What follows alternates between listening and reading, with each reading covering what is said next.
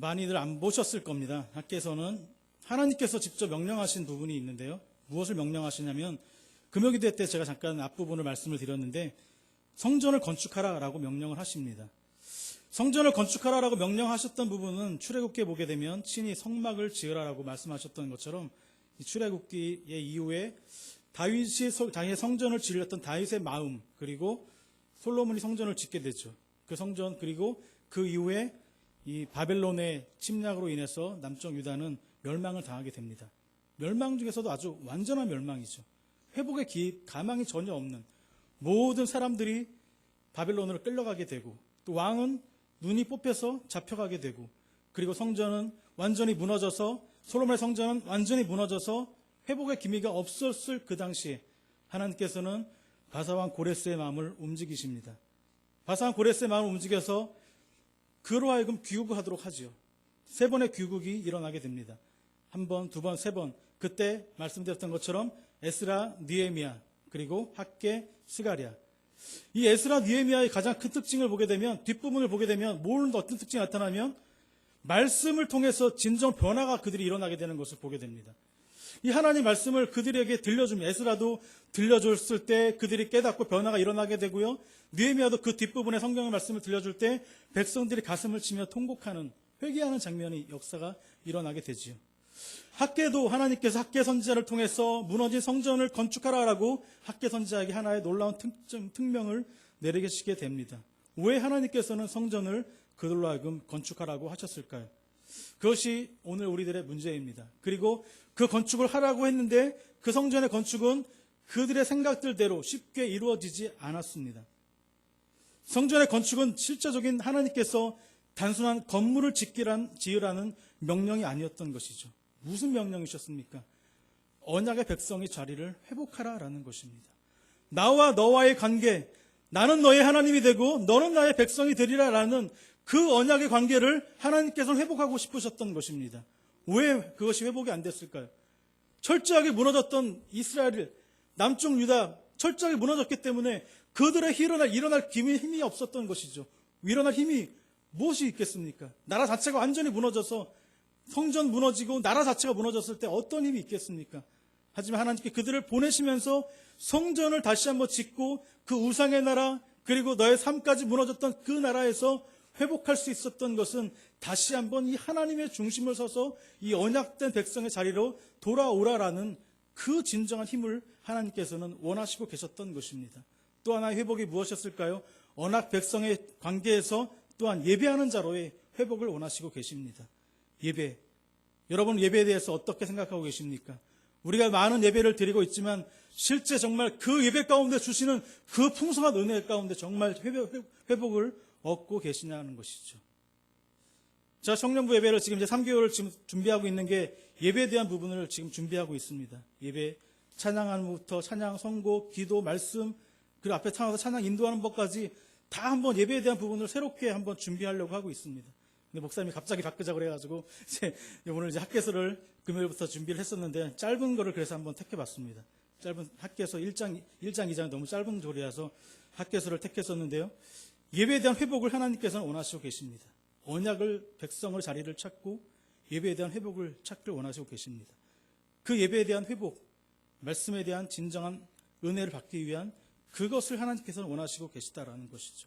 그런데 하나님께서는 그들로 하여금 성전을 지으라라고 이야기하셨고, 그리고 고레스 왕에게 성전을 지을 수 있는 나무를 주게 됩니다. 백향목, 귀한 나무를 주게 되죠. 그 귀한 나무를 주게 되는데 그들이 성전을 짓지 않습니다. 성전을 짓다가 상황이 문제가 발생이 되죠. 금요일에 잠깐 말씀드렸던 부분을 조금 안 들으셨던 분을 위해서 잠깐 언급을 합니다. 성전을 짓다가 성전을 짓지 못하게 되죠. 왜 성전을 짓지 못하게 됩니까? 사마리아인들이 그 성전 짓는 것을 동참하려다가 사마리아인들의 잘못된 생각들, 그리고 타락한 그들의 삶을 하나님의 성전을 짓는데 쓰지 못하게 하는 하나님의 마음을 총독 스룹바벨이 그것을 알게 되고 그 총독이 그것을 같이 동참하는 것을 막게 됩니다. 그때 그들은 그 마음에 자기들의 성전 참여하는 걸, 동참하는 걸 못하게 하는 것을 방해하는 공작을 펼치게 되죠. 그래서 고레스의 마음을 움직이게 됩니다. 바사왕 고레스의 마음을 움직이게 돼서 바사왕 고레스는 그들에게 하나의 칙령을 내리죠. 성전의 건축을 중단하라라는 칙령을 내리게 됩니다. 그리고 이제 또 하나 그들이 생각했던 것은 뭐냐면 아직 때가 되지 않았다라는 것. 예레미야는 70년 후에 회복이 될 것을 이야기하고 있는데 586년에 멸망을 했었는데 성전 짓는 건 536년에 성전을 짓기 시작합니다. 그러니까 20년의 차이가 있기 때문에 아직 하나님의 주신 때가 되지 않은 것이기 때문에 성전을 짓지 못하게 되는 것 아니냐라는 그들의 마음에 그런 외형적인 변화가 있게 된 거죠. 그리고 또 하나의 변화가 있었던 것은 뭐냐면 그들 마음에 하나님 말씀을 진정으로 순종하려고 하는 의지가 없었다라는 것입니다. 이것이 우리들의 가장 큰 문제인 것이죠. 하나님께서 우리들에게 늘 말씀하고 계시고 예배를 통해서 늘 우리들에게 말씀하고 계시지만 실제로 우리가 그 말씀을 듣는 자들의 삶과 그 생각이 정말 하나님 중심으로 하나님이 나의 전부입니다라고 고백하면서 살아가고 있느냐라는 것입니다. 말씀을 전하는 저도 마찬가지입니다. 두려움에 속해 있는 것, 하나님 말씀을 정말 믿고 그렇게 살아간다면 정말 하나님께 나의 길을 이렇게 인도해 주시고 나와 같이 동행해 주실 것일까라는 그 의심, 그 불안, 그들에게 그 마음에 똑같은 마음이 그들에게 있었다라는 것입니다. 그것이 그들의 성전 짓는 것을 방해했던 것이죠. 성전은 그렇게 20년간 성전의 건축은 중단이 되고 말았습니다. 성전을 다시 건축할 수 있는 힘이 어디 생겨났을 것일까요? 성전을 다시 건축을 해야 되는데 그 성전에 건축했던 그 성전이 다시 건축이 돼야 되는데 성전을 건축할 수 있는 힘이 어디에서 일어나는 것일까요? 그것이 바로 오늘 본문에 나오고 있는 것입니다. 성전을 건축할 수 있는 진정한 힘과 위로는 하나님의 말씀이다라는 것입니다. 그 말씀이 진정한 용기고 위로라는 것이죠. 우리들의 삶에서도 진정한 위로와 용기를 얻을 수 있는 것 하나님 말씀입니다. 여러분 말씀을 통해서 진정한 위로를 얻으시기를 바라겠습니다. 우리 한번 12절 말씀을 다시 한번 읽도록 하겠습니다. 12절 말씀 1장 12절 말씀 다시 읽도록 하겠습니다. 시작. 스알디엘의 아들 대제사장 여호수아와 남은 모든 백성이 그들의 하나님 여호와의 목소리와 선지 학개의 말을 들었으니 이는 그들의 하나님 여호와께서 그를 보내셨습니다. 백성이 다 여호와를 경외하며 학개 선지자가 하나님 말씀을 대언하게 됩니다. 하나님 말씀을 들은 것을 학개 선지자는 외치게 되어집니다. 그런데 학개 선지자의 입술을 통해서 들었던 그 소리가 누구의 소리가 들려집니까? 하나님의 소리로 들려지는 것입니다. 하나님의 소리로 그들에게 들려지니까 그들이 진정한 위로와 용기를 그들로 얻을 수가 있게 되어지는 것이죠. 여기서 두 가지 의미가 나옵니다. 12절 말씀과 14절 말씀에 두 가지 뜻이 같은 비슷한 뜻이 나오게 되죠. 14절 말씀에다 보게 되면 여호와께서 스알디엘의 아들 유다 총독 스르바벨의 마음과 여호사닥의 아들 대제사장의 여호수아의 마음과 남은 모든 백성의 마음을 감동시키심에 그들이 와서 만군의 여호와와 그들이 하나님 전 공사를 시작하였으니 같은 의미입니다. 12절과 14절 말씀. 하나님께서 학개가 소리를 이야기하고 너희들 성전을 건축하라라고 말씀하고 있지만 그들에게 들려졌던 것은 하나님의 소리였다라는 것입니다. 누구의 마음을? 백성의 마음을 누가 감동시키셨기 때문에 하나님의 성령이 그들의 마음을 감동시키셨기 때문에 그들은 학개의 소리를 들었지만 그들 마음에 꽂혀진 것은 하나님의 소리가 그들에게 꽂혀진 것입니다. 그들에게 그래서 위로를 얻게 되어지는 것이죠. 용기를 얻게 되어지는 것이죠. 하나님이 우리에게 성전을 다시 한번 건축하라라는 위로와 용기를 주게 된다는 것을 그들이 깨닫게 되어지면서 다시 한번 성전을 건축할 수 있는 힘을 얻게 되어진다라는 것입니다. 그리고 여기들이 이 12절 끝에 보게 되면 여호와를 경외한다라는 말이 그에서 그들에게 드러나게 되죠. 경외한다라는 말은 무슨 뜻이냐면 샤마, 누군가의 권고를 받아들여서 의미 있는 행동을 한다라는 것이며 누군가의 경고를 받아들여서 의미 있는 행동을 한다. 하나님의 소리를 들음으로써 그들의 행동이 바뀌어진다라는 것입니다. 성전을 건축하라라는 그 의미의 말로 하나님께서 선포하셨지만 그 성전에 건축하라는 그 의미 속에 담겨진 것이 무엇입니까? 너희들의 그 삶을 한번 돌아보면서 하나님을 향한 진정한 중심의 믿음 안에 속해 있지 못한 너희들의 삶 돌이키고 하나님의 성전을 건축하면서 다시 한번 언약 백성으로 가는 그 길로 돌아오라라는 그 하나님의 메시지로 그들에게 들려졌던 것입니다. 그래서 그들은 성전을 건축할 마음을 용기를 얻게 되어지는 것이죠. 레위기 9장의 말씀을 보게 되면 아론의 첫 제사가 나오게 됩니다. 아론이 하나님의 말씀을 제사는 이렇게 드려지는 거다라는 순서로 하나님께서 아론 제사장에게 말씀을 했고 아론 제사장은 그렇게 하나님 앞에 제사를 첫 번째 대제사장으로서 제사를 드리게 됩니다. 그때 하늘에서 어떤 일이 일어났습니까? 하늘에서 커다란 불이 그들에게 내려오면서 그들은 하나님의 영광과 하나님의 임재를 보게 되어집니다. 그러면서 그들은 하나님은 살아계신 분이다 라는 것을 그때 그들이 깨닫게 되어지며 그 불 앞에 엎드려지게 되어지는 아론의 첫 제사가 그렇게 레위기 9장에 드러나게 되죠. 그런 것처럼 하나님이 학궤가 외쳐졌던 그 소리 가운데 주의 성령이 그들의 심령을 움직여짐으로 인해서 그들은 하나님의 소리를 듣게 되고 마음에 감동을 얻게 됨으로 인해서 성전을 건축할 수 있는 용기를 얻게 되어지는 것입니다. 그 12절과 14절 말씀을 보게 되면 공통적으로 나오는 것이 있죠. 이름들이 나옵니다. 스룹바벨이라는 이름이 나오고요. 여호수아가 나오고 백성들이 나옵니다. 그리고 14절에는 그 공통적인 이름 위에 뒤에 마음이란 단어가 그 이름 옆에 붙어 있습니다. 하나님께서 그 마음을 감동시키셨고 그 감동시킨 마음에 그들의 경외하는 마음을 주셨고 그리고 그들은 성전을 건축하려고 하는 의지 그리고 자신의 삶을 돌이키면서 하나님 중심으로 하나님 백성다운 삶을 내가 살아야겠구나라는 결단을 하는 자리가 되어지는 것입니다. 목사님의 설교가 사람을 변화시키지 않습니다. 목사의 인간적인 설교는 사람을 절대로 변화시킬 수는 없습니다. 하나님께서 심령에 성령의 강력한 역사를 주셔야 그 듣는 이의 심령이 변화되어지고 그 소리가 오늘 성경에 나왔던 것처럼 하나님의 소리로 들려지게 되고 그들은 변화가 일어나게 되어지는 것입니다.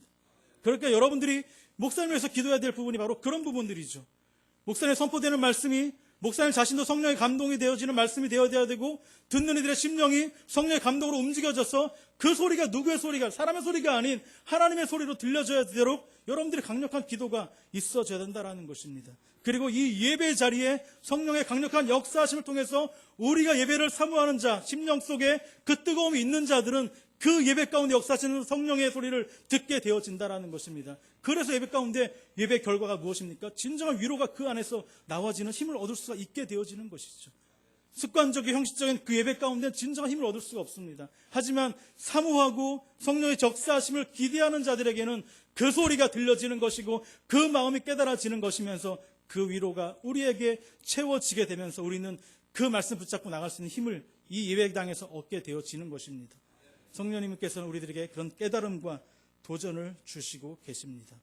12절과 14절에 그런데 그렇게 스룹바벨, 여호수아, 백성들이란 단어를 왜 굳이 그렇게 따로따로 쓰고 있을까요? 학개 선지자가 그렇게 따로따로 쓰고 있는 이유는 뭐냐면 그들 각자의 삶이 다르다라는 것입니다. 그들 각자의 역할들이 다르다라는 것입니다.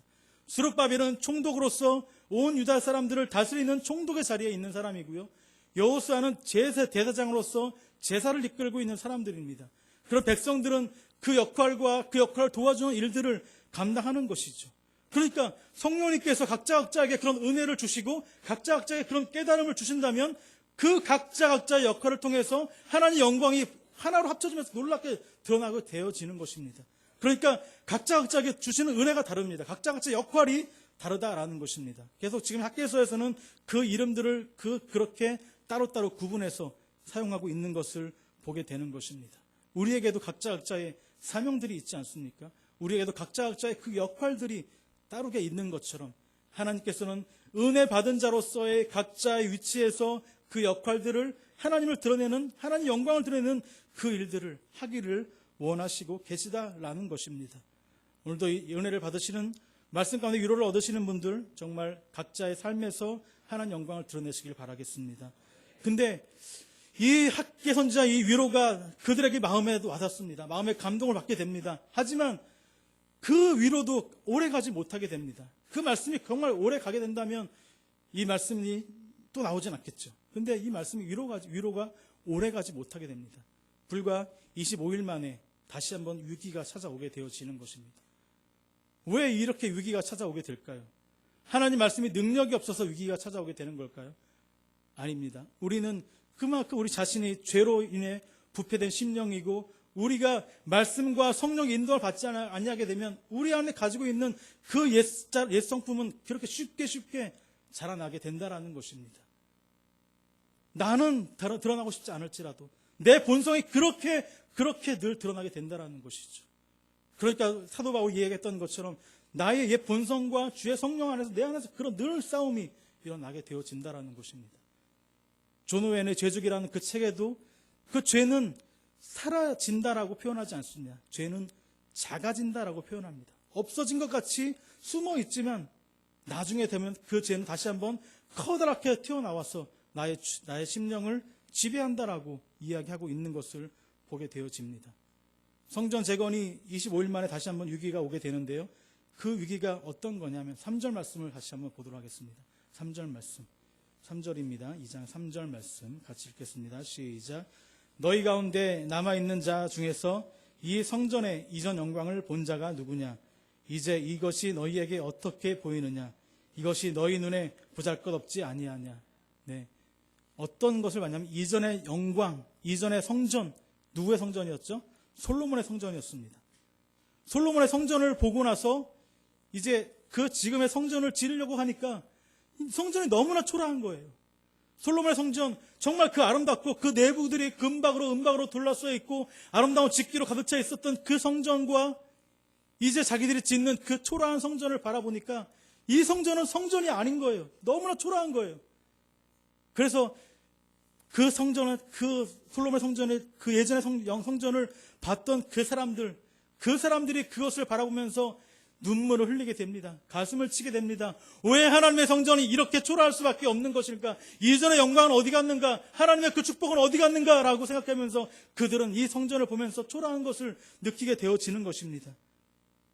예전에 나이 많았던 586년도에 이 성전이 멸망을 당했고 이제 536년에 성전을 짓기 시작을 해서 516년에 이게 20년 동안 다시 쉬었다가 16년에 다시 짓기 시작하니까 나이가 이제 꽤 되신 분들이죠.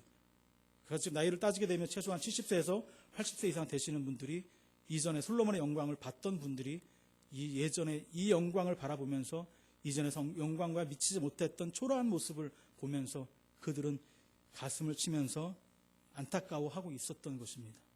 근데 그 안타까워하는 마음이 성전에 하나님께서 담겨줬던 성전의 진정한 의미를 그들은 깨닫지 못하고 있었던 것이죠. 성전의 화려함만을 바라보았던 그들이었기 때문에 성전에 임재하고 계신 하나님의 역사와 진정 언약 백성으로 살아가야 될 하나님의 그 말씀을 깨닫지 못하니까 이 성전의 외모적인 부분만 바라보면서 슬퍼하고 안타까워하고 있었던 것을 보게 되어집니다.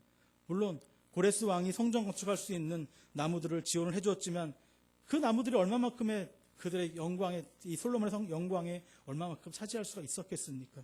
법궤도 없고 허름한 초라한 성전이 뿐 것을 그들은 그렇게 안타까워했던 것을 보게 됩니다. 하나님 말씀으로 감동을 받게 되고 다시 성전을 재건을 위해 애쓴 지 25일 만에 그들의 마음에 이렇게 흔들림이 있었던 것이죠.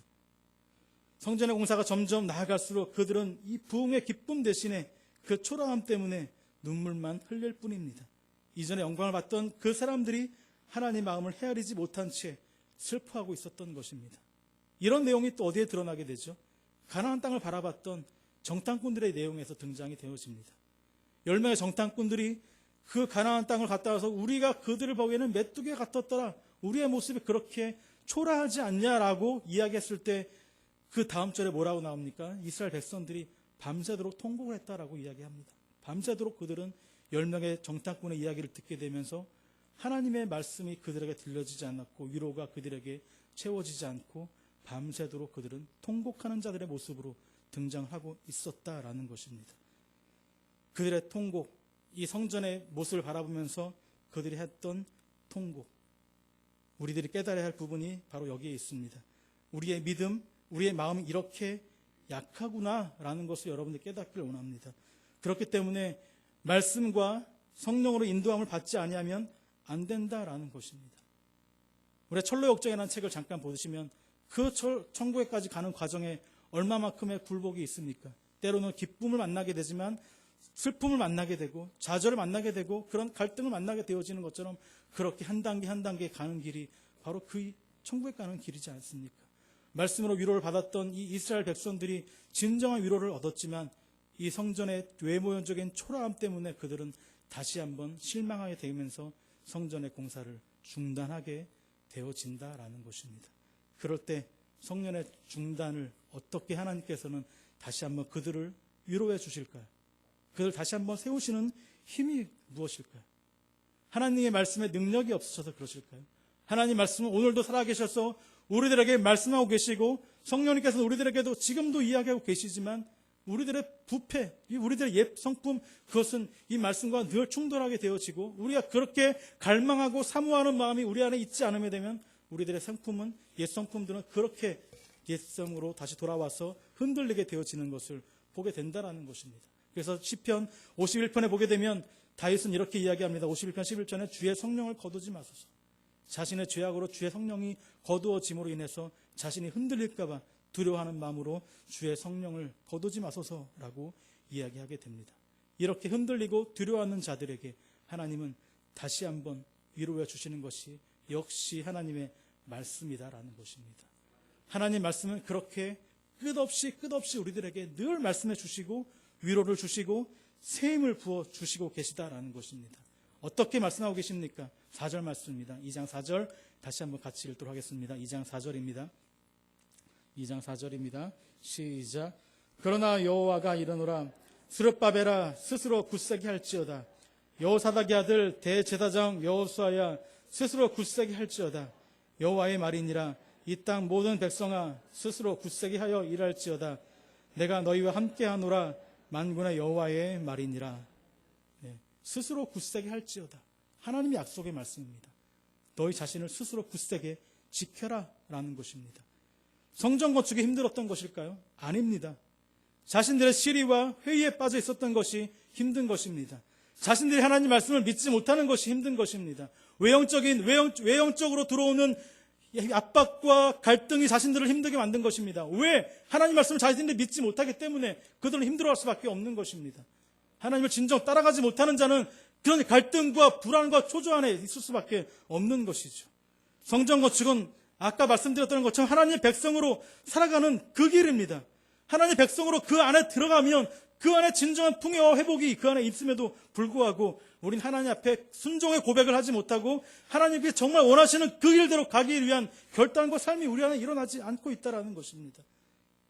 다시금 사람들의 소리를 듣고 무너져버린 너희들의 신앙을 다시 한번 수축하면서 회복하면서 다시 굳세게 하라라고 지금 하나님께서는 당부하고 명령하고 계시는 것입니다. 하나님의 명령이 성전을 건축하라는 명령을 믿고 순종하는 것이 의무입니다. 이전 성전의 모습을 보면서 자신들의 생각들로 또한 노인들의 말을 듣고 흔들리는 것은 하나님의 명령에 순종하지 않는 불신의 모습이었던 것입니다.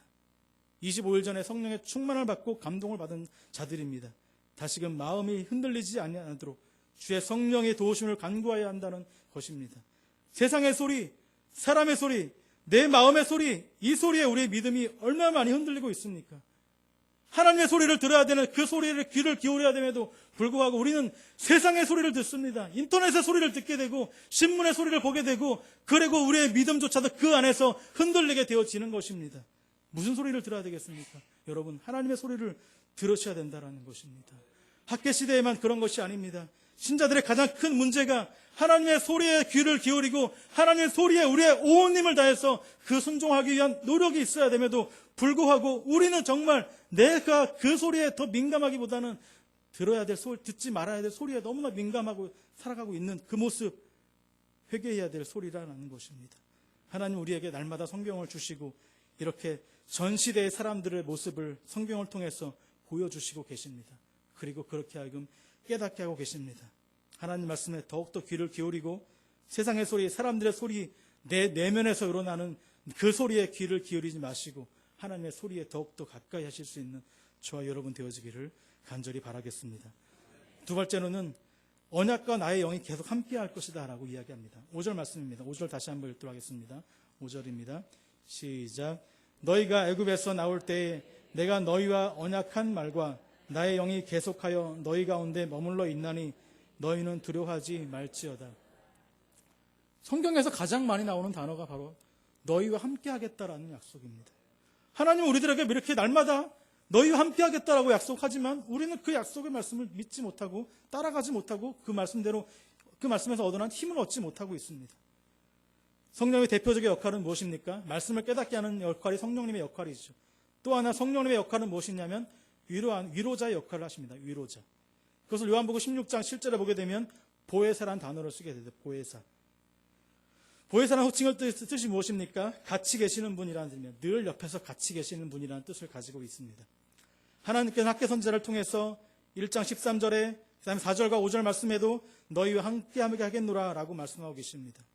가나안 땅에 들어갈 때도 여호수아와 갈렙에게 하나님이 너희와 함께 하실 것이다 라고 말씀하고 계십니다.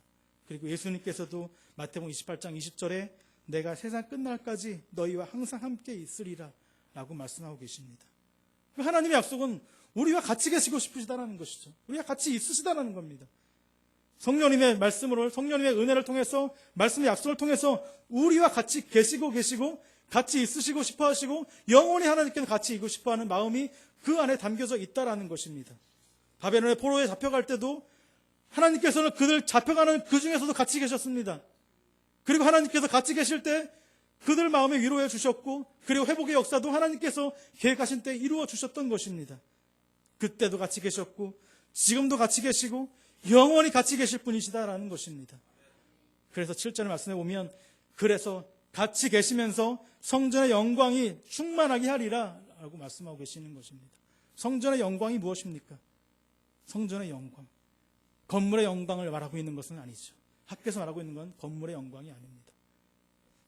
너희가 성전이다라고 신약 성경에 와서 예수님의 은혜를 통해서 성령님께서 우리들에게 너가 성전이다라고 말씀하고 계시는 것처럼 너희 안에 예수 그리스도의 충만한 은혜와 하나님의 동행해 주시는 그 성령의 충만함이 너희 안에 가득하게 있다라는 것을 이야기하시고 너희에게 진정한 너희들이 찾아야 될 것, 하나님의 회복, 하나님과의 관계에 대한 회복, 언약 백성으로의 그 찾아야 될 그 일을 찾고 진정한 하나님을 섬기는 자로 나아가기를 원하시고 계시다라는 것입니다. 성전은 바로 하나님이 계신 곳입니다. 하나님은 성전에서 우리를 만나 주셨고 우리를 축복해 주는 곳입니다. 바로 우리가 성전이다라는 것입니다. 하나님 우리 안에 모시고 있다면 하나님이 진정한 우리의 주인이 되어 주셔야 되고, 하나님이 진정한 주인이 되어 주신다면 우리는 누구의 말씀을 따라야 되고 누구께서 원하시는 길을 가야 할 것인가요? 교회마다 점점 건물들이 아름답게 커져가고 있고 아름답게 지어져가고 있습니다. 우리들이 생각해 봐야 될 것, 그 건물이 외형적인 모습이 아니라 내 내면에 진정 하나님을 모시고 있느냐, 그분대로 그 명령대로 전적으로 순종하며 살아가고 있느냐라는 것, 오늘 발견하실 수 있는 저와 여러분 되어지기를 간절히 바라겠습니다. 성령을 모신 자로서, 성령의 인도함을 받는 자로서 충만한 위로와 주시는 힘이 여러분 안에 가득 채워질 수 있는 한 주간이 되어지기를 간절히 바라겠습니다. 기도하겠습니다.